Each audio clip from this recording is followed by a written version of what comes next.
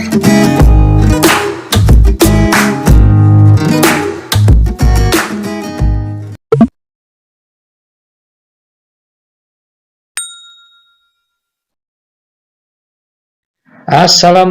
warahmatullahi wabarakatuh. Salam sejahtera untuk kita semua. Masih dalam suasana bulan Ramadan yang penuh berkah. Kita masih diberikan kesempatan untuk belajar bareng ya. Jadi untuk tholabul ilmi bersama-sama. Nah, kali ini kita kedatangan tema yang cukup menarik sebetulnya. Karena ini berhubungan dengan kehidupan kita sehari-hari.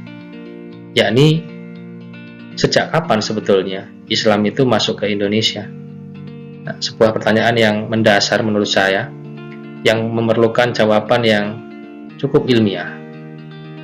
Ada beberapa teori terkait yang membahas tentang masuknya Islam ke Indonesia.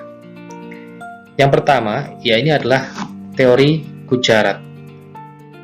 Teori ini dirumuskan oleh Drewes, yang lantas dikembangkan oleh Snoeck-Groningen, Pitznapel, W.F. Sutherland, kemudian J.P. Mokwit, hingga Sucipto Wiryo Suparto.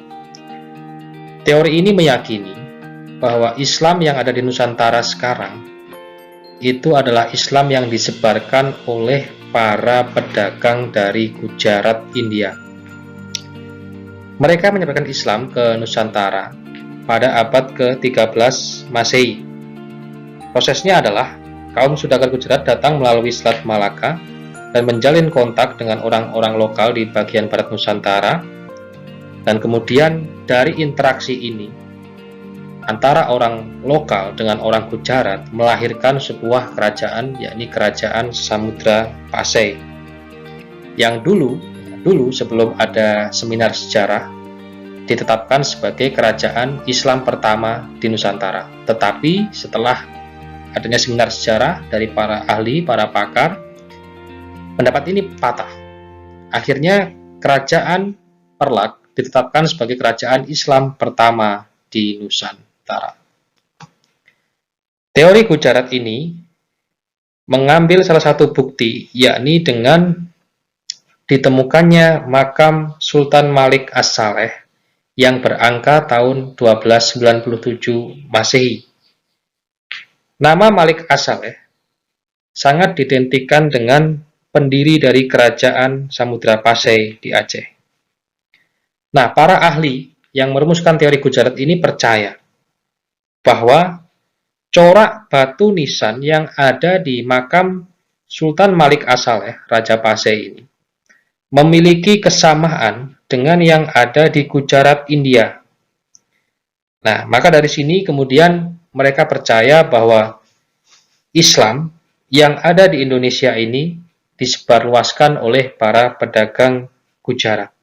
Itu tadi adalah penjabaran dari teori Gujarat beserta bukti-buktinya. Selanjutnya kita bahas apa itu teori Arab atau teori Mekah yang dirumuskan oleh Buya Hamka dan mendapat dukungan dari berbagai ilmuwan seperti Wendler, Anthony Jones, Arnold. Buya Hamka berpendapat bahwa Islam di Indonesia ini adalah Islam yang berasal langsung dari Timur Tengah. Artinya Islam Indonesia itu disebarluaskan oleh para pedagang Arab, dagang Mekah, jadi langsung dari jantung peradaban Islam.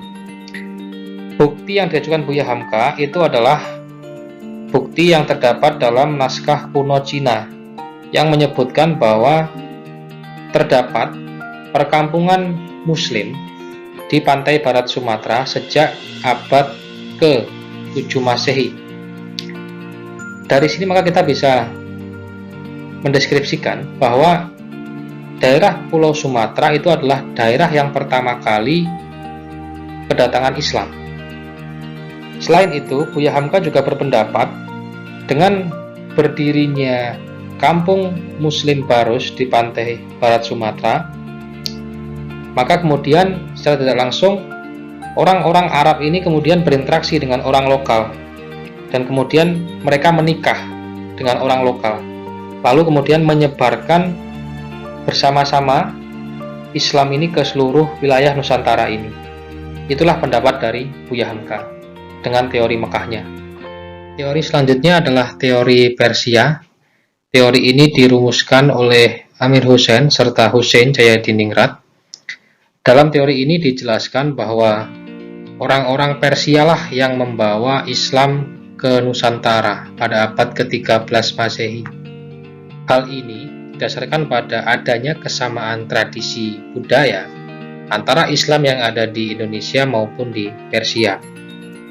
Salah satu contohnya adalah seni kaligrafi yang terpahat pada batu-batu nisan yang terdapat pada makam-makam Islam di Nusantara.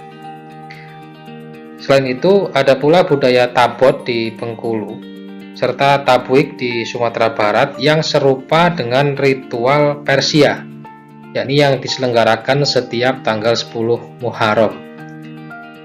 Teori berikutnya yang cukup menarik adalah teori Cina. Dalam teori ini diyakini bahwa Islam yang ada di Nusantara ini adalah Islam yang disebarkan oleh para orang-orang Cina yang mulai bermigrasi ke Asia Tenggara pada abad ke-9 Masehi. Nah, teori ini merujuk pada bukti sejarah yang ada di Kerajaan Demak. Jadi pendiri Kerajaan Demak, Raden Fatah, itu adalah salah satu keturunan dari Cina. Meskipun ayahnya adalah seorang Raja Majapahit Brawijaya kelima, tetapi dia juga masih memiliki darah Cina dari ibunya. Raden Fatah sendiri memiliki nama kecil Panembahan Jinbun ya. Jinbun ini juga adalah nama khas dari Cina ya. Nah, dengan semakin berkembangnya Kerajaan Demak yang dipimpin Raden Fatah dalam mengislamkan Pulau Jawa, maka bisa dilihat dari sini kesimpulan ini diambil bahwa Islam yang ada di Nusantara atau di Indonesia ini disebarluaskan oleh orang-orang Cina. Ingat, karena sejak abad ke-7 Masehi itu sudah terjalin hubungan yang sangat baik ya, antara kekhalifan di Madinah dengan orang-orang Cina. Dalam hal ini, Islam sendiri di Cina ini berpusat di sebuah kota pesisir namanya kota Kanton ya, di mana kota ini menjadi pusat dari pendakwah Cina. Nah, ini menarik juga, kita perlu refleksi juga ya.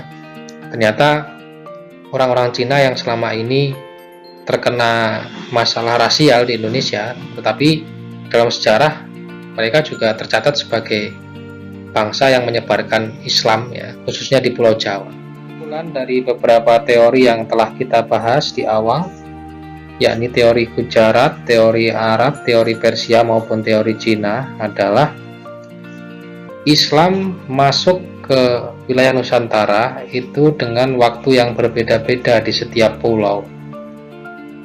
Oke lah, kita bisa membuktikan dengan bukti sejarah bahwa di Pulau Sumatera Islam sudah ada sejak abad ke-7, yakni dibuktikan dengan munculnya perkampungan Muslim Barus yang ada di pantai barat Sumatera. Kemudian di Jawa, Islam baru mulai masuk sekitar abad ke-12 Masehi, yakni sezaman dengan kerajaan-kerajaan bercorak Hindu yang ada di Jawa Timur ya, khususnya kerajaan Majapahit ya, serta kerajaan Singasari. Nah, itu saja yang bisa saya sampaikan dari kajian kita hari ini tentang teori-teori sejarah masuknya Islam ke Indonesia. Mudah-mudahan bermanfaat, membantu menambah pengetahuan dan wawasan. Wassalamualaikum warahmatullahi wabarakatuh.